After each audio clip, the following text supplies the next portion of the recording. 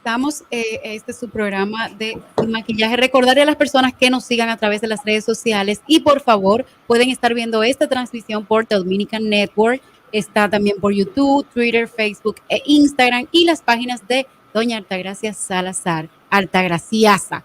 Bueno, tenemos un invitado el día de hoy, muy interesante, señores, porque con este tema de la pandemia nosotros todos hemos sufrido los bolsillos. Y el invitado es Ramón Liranzo, quien es experto en finanzas personales e inversiones y nos va a dar un poquito de luz sobre este tema. Buenos días, Ramón. Hola, hola, buenos días. Muchas gracias por invitarme. Feliz de estar por acá. A ¿Qué usted tal, por Ramón? aceptar. Ramón, tú sabes Claro que que sí. Natalie Faxa tiene un problema y es que ella se ha dedicado a pagarle el mínimo a una tarjeta de crédito que tiene.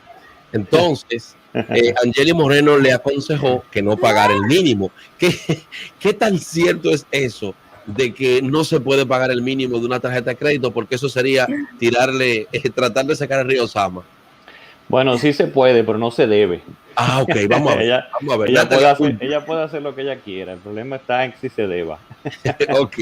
No, realmente cuando estamos haciendo eso, pues estamos entonces financiándonos en la tarjeta de crédito. Y realmente la tarjeta de crédito a nivel de financiamiento no es un producto que se recomiende para eso. Es un medio, debe ser más que nada un medio de pago para hacer la facilidad de la gestión de pago de nuestras transacciones. Pero cuando nos financiamos es un producto muy costoso para financiarse. Tiene unos costos de tasa de interés de aproximadamente un 60% anual.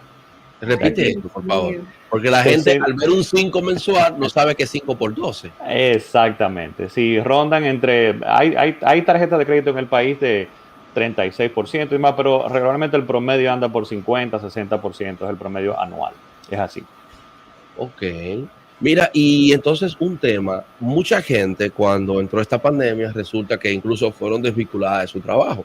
Bueno, el único instrumento o activo que tenían ahí, por decir así, para el pago rápido fue la tarjeta de crédito. Terminaron financiándose con eso. Entraron en una situación difícil y hoy están en ciclo, o sea, hoy están en un buró de crédito. ¿Qué tanto afecta esto luego a las personas?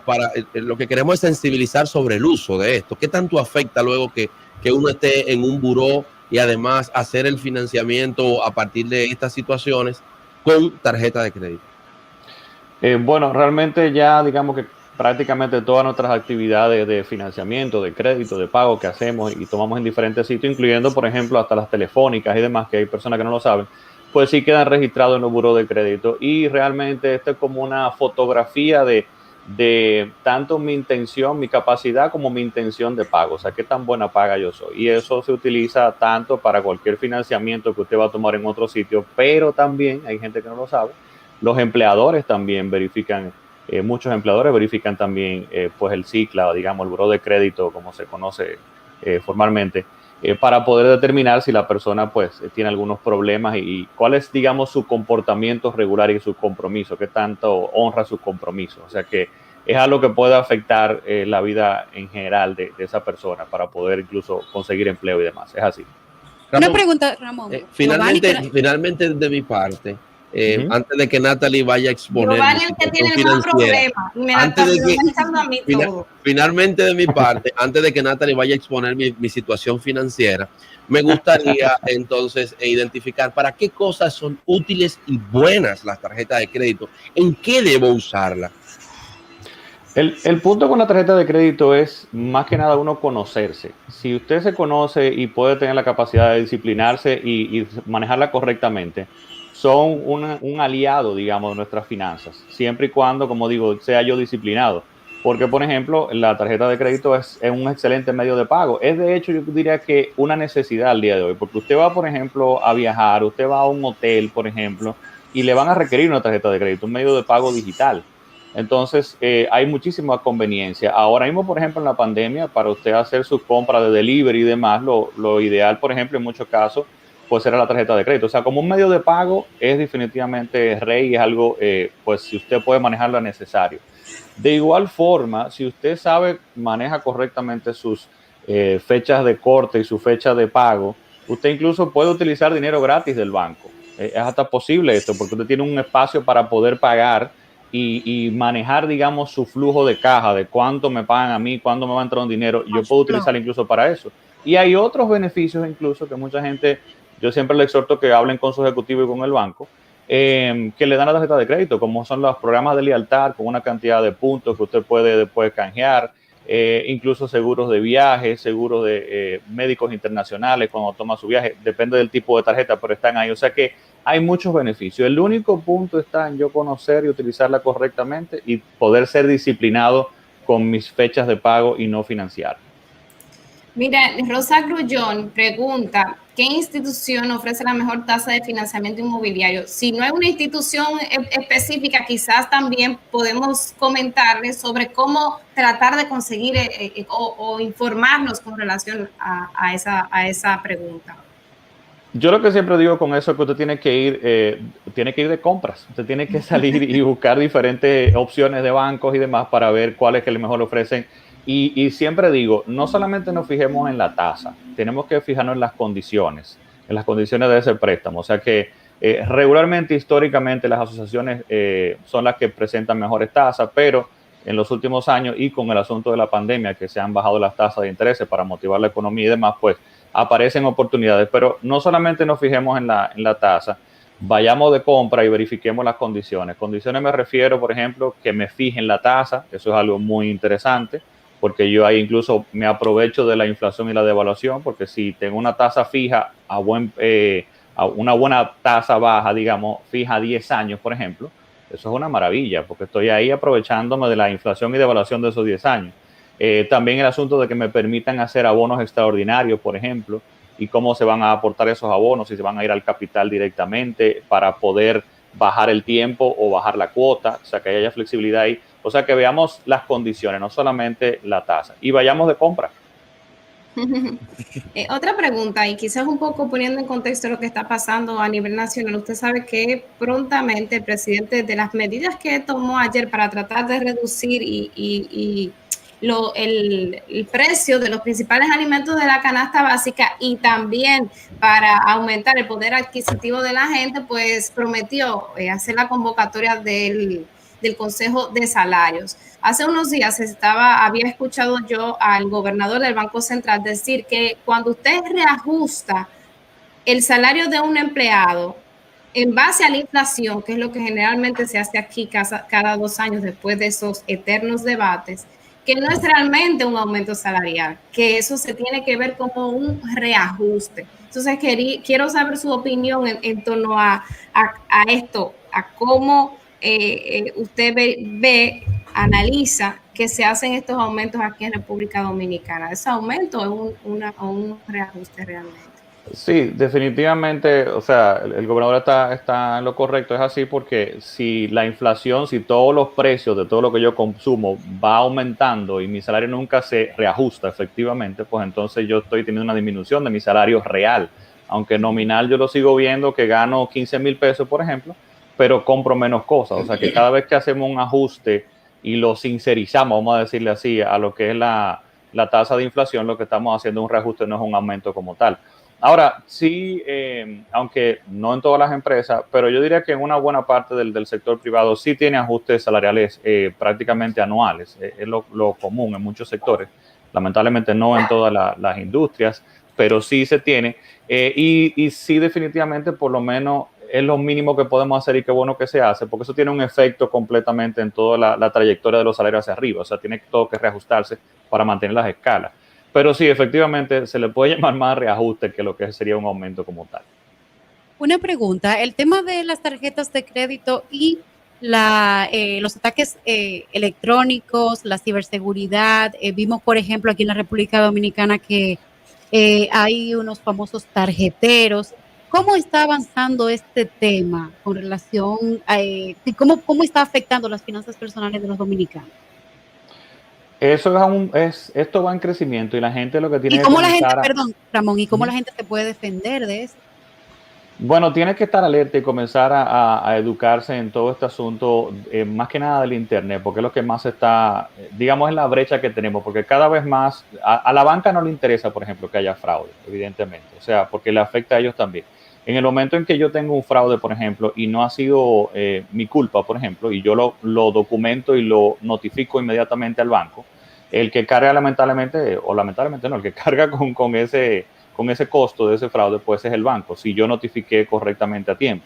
Es lo que tengo que hacer como tal. Y si yo tengo mi tarjeta a mano y no la he utilizado incorrectamente, no se la he entregado, no le he dado los números de mi tarjeta a una persona y demás. Entonces, lo que más se está dando son este tipo de fraudes a nivel de Internet, donde la gente le toma la información, crean, por ejemplo, websites, sites de los bancos y demás, donde se le envía notificación de que, qué sé yo, que se ganó unas estrellas o unos puntos de lealtad. Entonces incluye aquí, sea la tarjeta de claves del banco, o sea el token, si es de otro banco, y se le toma la información a la persona. Ese es el componente que más tenemos. Eso que acaba usted de mencionar, yo tengo un consejo con referencia a eso. Una persona llegada a mí fue atracada y como ella andaba con su tarjeta código encima, a ella le hicieron un paseo millonario. El paseo millonario es que te montan en un vehículo y ahí te dicen pon la clave y transfiere tanto para tal, tanto para tal. Entonces, es un peligro andar en tiempos como estos con su token o su tarjeta código encima, porque podrían hacer este tipo de atracos. ¿Usted ha conocido de esto, Ramón? Hace unos años sí era muy común. Ahora recientemente no he escuchado tanto, pero sí son cosas que se dan todavía definitivamente. Son cosas que hay que tener cuidado. Pero aparte de eso, definitivamente, sí, una buena técnica no tener la tarjeta constantemente arriba o el token, por ejemplo.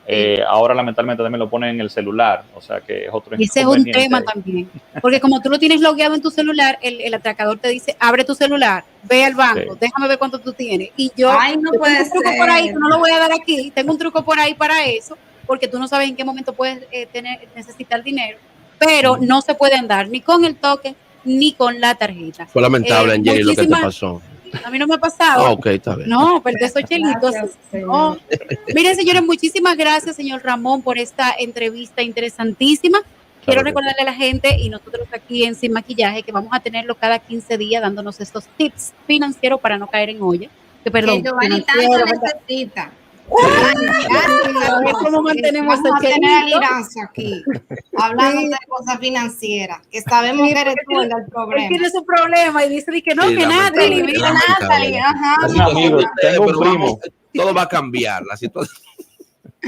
Bueno, muchas gracias. Siempre a la orden, un placer. Gracias, Ramón. Hay una pregunta que le quiero hacer a Altagracia, porque es la más, bueno, pues la que tiene más años de todos nosotros. Y un poco para poner en contexto. En vivo, Altagracia le dice que tiene más años, yo no voy a decir. Tiene más años que tú, o sea, es porque es la de la experiencia. Yo tengo 60, yo no tengo problema. Exactamente. Lo que le voy a preguntar, seguro, yo no sé si Giovanni tampoco estaba en eso, pero un poco para poner de contexto.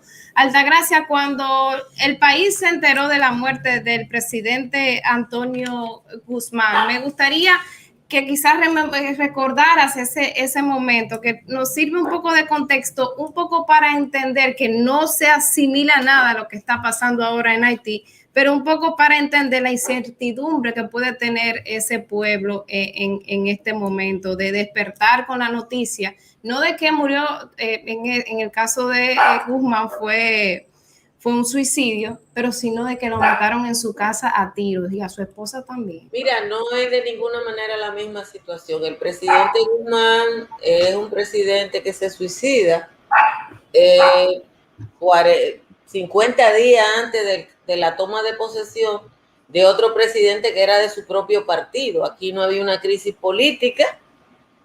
De hecho, la sustitución por el vicepresidente Jacobo Magluta se produce inmediatamente, como establecía la constitución de ese momento. Y aquí lo que hubo fue una lamentación general. La gente se suspendió, creo que era domingo o sábado, pero era un día feriado. Y el lunes hubo escuela. El lunes hubo escuela, o sea, no pasó nada porque, como te digo, era un presidente que estaba en un proceso de transición, que no había ni siquiera una oposición política fortalecida, porque el PRD de entonces seguía siendo el partido más fuerte del país. El doctor Salvador Jorge Blanco fue elegido por la votación más importante hasta ese momento en la historia dominicana, y no era un momento de crisis. Acuérdate que lo que ha ocurrido en Haití es que primero el presidente se niega a convocar elecciones, el presidente Moïse, posteriormente virtualmente dale. él insistió en un referendo hasta el otro día, pierde virtualmente el control del Estado porque las grandes ciudades haitianas están en manos de bandas delincuenciales. Ayer designa un nuevo primer ministro y antes de que ese primer ministro tome posesión. Asume posición ya, el ministro anterior tiene que dar, o sea, el ministro vigente tiene que dar la noticia de la muerte. Ciertamente no son casos diferentes, pero te quise hacer la pregunta porque de alguna forma podría acercarnos al sentimiento que es de despertar con una noticia de la muerte de un presidente. Por eso te quise hacer la pregunta. Oye, claro. Tengo aquí una reacción de un colega haitiano. Cuéntame. Que dice que el momento es de gran incertidumbre, que no saben a qué situaciones se van a enfrentar y que él no cree que los actuales gobernantes puedan conducir el país porque carecen de la legitimidad necesaria para permanecer en el poder. Mira, hay una situación que lo que aducía el expresidente ya, ¿verdad? Asesinado, Jovenel Moïse, referente a la necesidad de un referéndum para la modificación de la Constitución por un lado y además por el tema de la convocatoria a las elecciones, y es una realidad. Aunque él fue elegido en una fecha, él no tomó posición, fruto de las mismas situaciones de inestabilidad. Entonces él decía que sus 4 años se cumplían a partir de la toma de posesión. Ahora bien, eso puede ser verdad y también puede ser mentira, porque los años, es decir, el calendario el tiempo que tiene un mandatario, que tiene un funcionario, no es a partir de la toma de posesión, sino es a partir de la elección, porque esos son tiempos, son calendarios que están fijados en las constituciones, que están fijados a partir de normativas. En el caso de ellos es un problema, insisto, porque a Haití le crearon la tormenta perfecta, un modelo o sistema presidencialista donde el mando está en algo que es lo más parecido a un modelo parlamentario, con un primer ministro, con un presidente, pero con un parlamento que tiene todo el poder del mundo y además es como si tú hicieses la mezcla de figuras o de instituciones francesas con norteamericanas, con otras, y eso termina siendo un pandemonio. Vamos a darle también la oportunidad de que puedan participar nuestros oyentes. Tenemos una en el 809. Tenemos una nota de voz para ir escuchándola, entonces Giovanni, que dé los números. Permítame el número, 809-683-9999. Ahora ustedes sueltan la nota de voz que nos están llamando. Arranca. En Sin Maquillaje y Sin Cuentos queremos escucharte. Envíanos tus notas de voz con tus preguntas, comentarios, desahogos y denuncias al 829-947-9620. Un saludo especial a todo el equipo desde el exterior.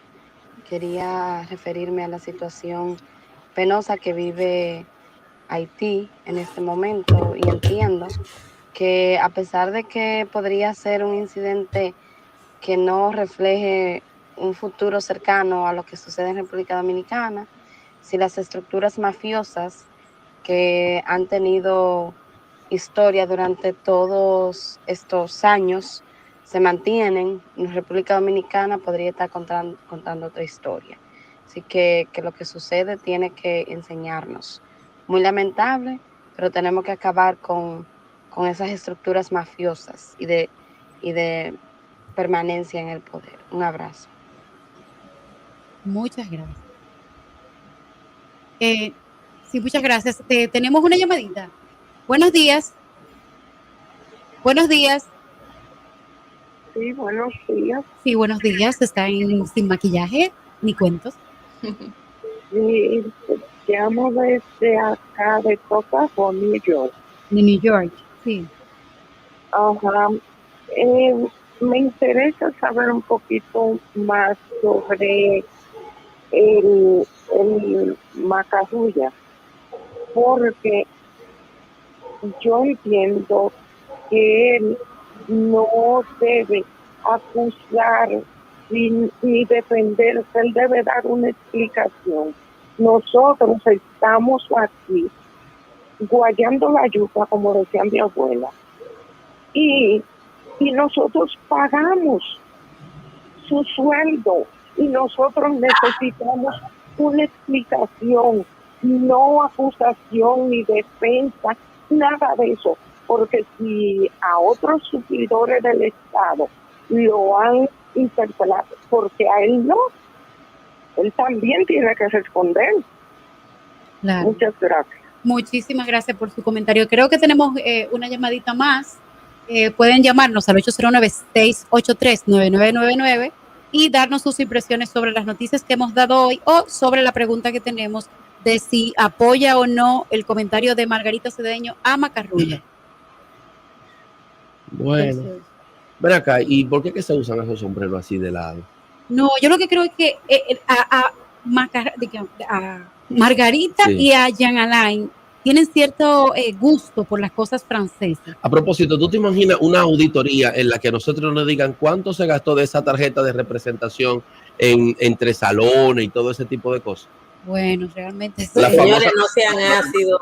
No, Pero- yo no pero- quiero que me pero demanden Jean Alain una con esa- auditoría. con esa- Déjenme defender a Margarita, que el salón Sí, forma parte del gasto que tiene que hacer una mujer para representarse en su trabajo. Pero a lo con tu cuarto, Pero Natalie, nos Natalie, vamos. no, Ah, eso yo lo hago con mi dinero, ¿eh? Eso forma parte de mis gastos. Y lo igual de parte de Jean Alain, Nathan, ¿Qué?